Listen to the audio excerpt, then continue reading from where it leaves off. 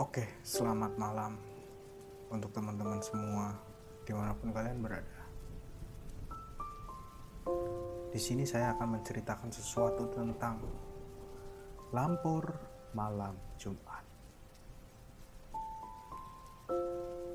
Pada zaman dahulu, atau mungkin sudah lama cerita ini, sejak kisah-kisah ini diceritakan dari kakek ke nenek sampai cucu. Ini adalah kisah Lampur di malam Jumat Kliwon. Di desa Karangjati selalu tampak tenang bila siang. Angin berhembus dari sawah, suara burung dan jangkrik bergantian menyanyi. Tapi setiap malam Jumat Kliwon, orang-orang memilih menutup pintu lebih awal. Mereka takut mendengar suara arak-arakan lampor, iringan makhluk halus yang membawa peti mati berjalan melintasi jalanan desa. Si metu mengiki ora oleh nyawang, nanti kowe keceluk. Jadi artinya di sini, jangan keluar malam ini, nanti kamu terpanggil. Begitu pesan Mbah Sastro. Tono yang baru pulang dari kota, Tono menertawakannya. Ia pikir itu cuma cerita orang tua untuk menakut-nakuti anaknya. Malam itu, tepat tengah malam, Tono tidak bisa tidur. Ia mendengar suara gamelan halus dari kejauhan. Semacam tabuhan kendang dan kenong yang diselimuti kabut. Suaranya makin lama makin dekat. Rasa ingin tahu mengalahkan rasa takutnya. Ia membuka jendela. Dan di sana jalan desa yang biasanya sepi, kini diterangi cahaya tentram. Sebuah arak-arakan panjang, berjalan perlahan. Orang-orang berpakaian putih, wajahnya tertutup kain. Di tengah-tengahnya sebuah tandu dibawa oleh 4 sosok tinggi kurus. Kakinya tidak menapak tanah. Dari tandu itu terdengar isak tangis lirih.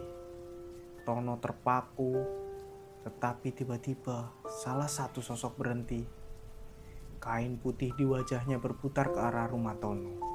Lalu terdengar suara serak berbisik di telinganya meski dari jauh.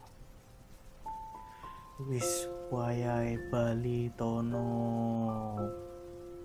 Tono mundur ketakutan, menutup jendela dengan keras. Ia bersembunyi di bawah selimut sampai fajar. Keesokan paginya, Mbah Sastro memanggil-manggil cucunya, tapi tidak ada jawaban. Pintu kamar terkunci dari dalam. Ketika akhirnya dibuka, kamar itu pun kosong. Yang tertinggal hanyalah sehelai kain putih di lantai dan aroma bunga kenangan yang sangat kuat. Mbah Sastro hanya bisa menatap jauh ke jalan desa. Di sana tanahnya masih tampak berjejak langkah, namun tidak ada satupun yang meninggalkan jejak kaki manusia. Di bagian kedua ini, asal-usul Tono menghilang malam itu dari desa Karangjati menjadi sunyi. Mbah Sastro yang sudah tua dan sering berpuasa mutih mencoba menerima dengan sabar. Tetapi hatinya terus gelisah. Ia merasa ada sesuatu yang belum selesai.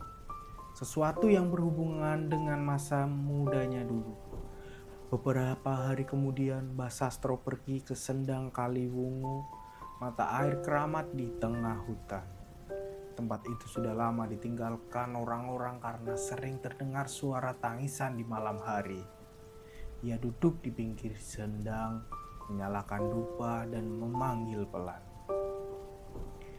Nyai, Nyai Raras.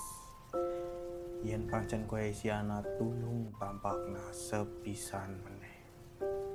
Air sendang bergelak perlahan.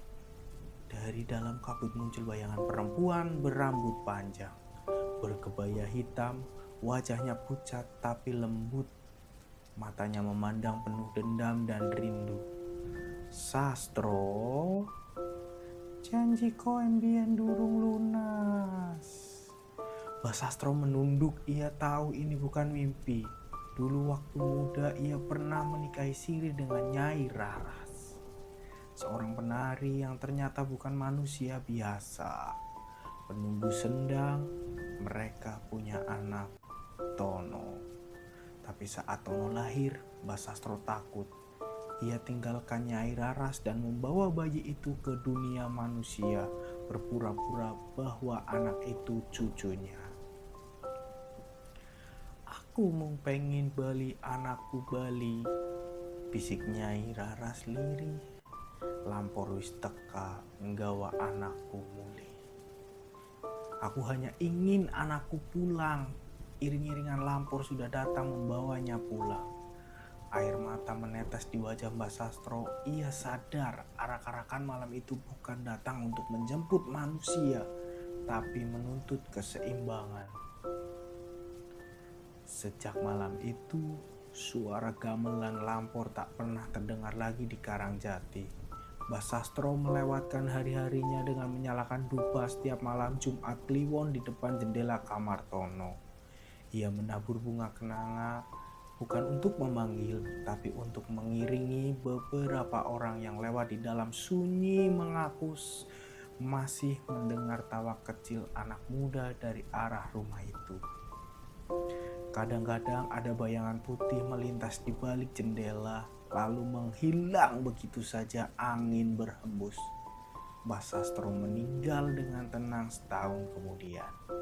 Saat dimandikan, tubuhnya berbau kenanga dan kemenyan, seolah ada yang datang menjemputnya. Dan sampai sekarang, bila kau lewat desa Karangjati di malam Jumat Kliwon, kadang samar-samar terdengar tabuhan kendang dari kejauhan, mengalun pelan, seolah ada arak-arakan yang melintas tapi tidak meninggalkan jejak apapun. Terima kasih dari saya. Dan untuk kalian, kalau suka cerita ini, atau mungkin saya akan share cerita-cerita lainnya, jangan lupa subscribe, like, dan komen kalian.